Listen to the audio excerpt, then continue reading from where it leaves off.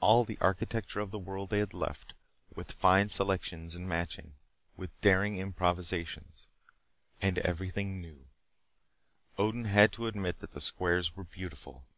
Someday this conquered race might even owe a debt to Grim Hagen and his crew. But right now they did not seem to be bubbling over. The natives were polite, too meek for comfort. Some of the women were beautiful. Most of the men were too slight of build, almost effeminate. But once Jack, Odin, and Gunnar managed to stroll down a narrow street without anyone noticing them.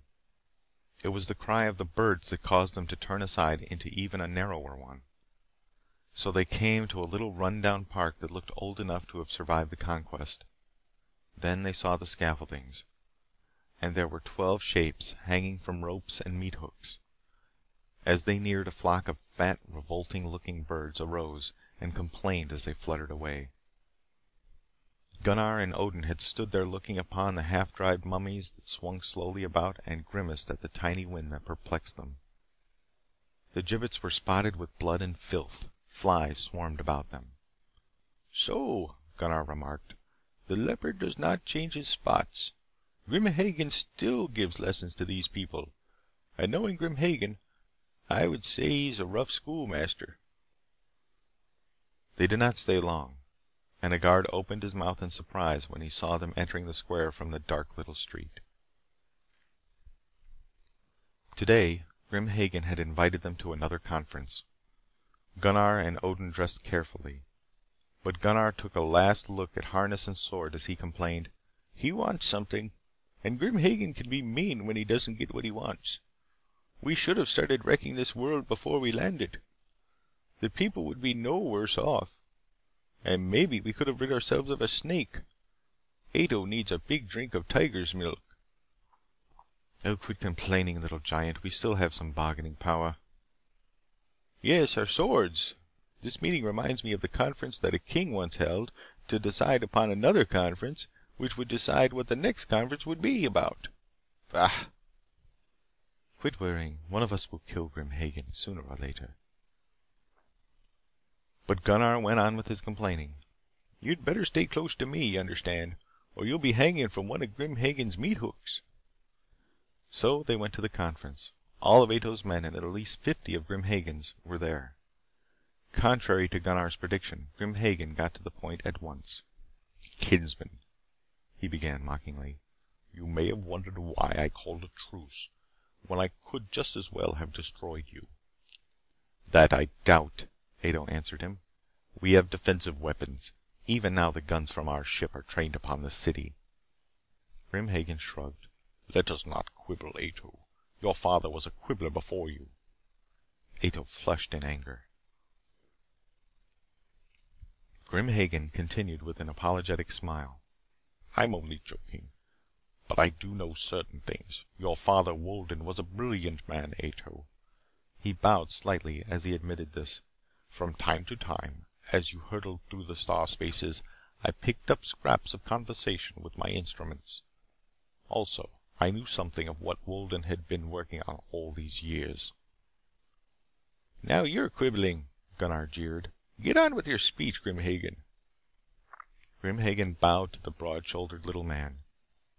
"Some day, Gunnar, I may have to kill you." "Now, now," Gunnar urged, fairly jumping in rage. "Just the two of us, Grim Hagen. Just the two of us with bare hands." "Not yet," Grim Hagen sneered. "Now, I will continue. From what I have learned, it appears that Wolden's work has been a success. It is possible for men to master both time and space. I have mastered space, but time is turning everything to dust and ashes. What good is it to be an old emperor? No better than to be an old herdsman." Again he tossed a sneer in Gunnar's direction. "That's easy," Gunnar retorted. "The old herdsman sleeps well at night." "Bah! Who wants to sleep? Please quit interrupting, Gunnar." "Even before we came to Aldebaran," Hagen went on, "I was in contact with a dying world out there at the edge of space. Those people are desperate, and they are weary of life, having seen too much of it. They have agreed to go with me. Why, this sun and these worlds are piddling trifles. With that invention we could go from sun to sun. Space would be ours to play with." "Loki, the mischief maker, running through creation," Gunnar muttered. Grim Hagen may not have heard him, for he continued in that same desperate pleading voice. "So here is my proposition, Ato. Give me your father's secret. In return, I give you the treasures, the old ship, the prisoners, and even Maya. Is that not a complete surrender?" He smiled disarmingly. Ato stood tall and proud as he answered. His eyes were blazing now, as he saw through Grim Hagen's plan. "So you thought I would bargain away Wolden's secret, did you? Well, your surmises were wrong. When I last saw him, his work was not finished.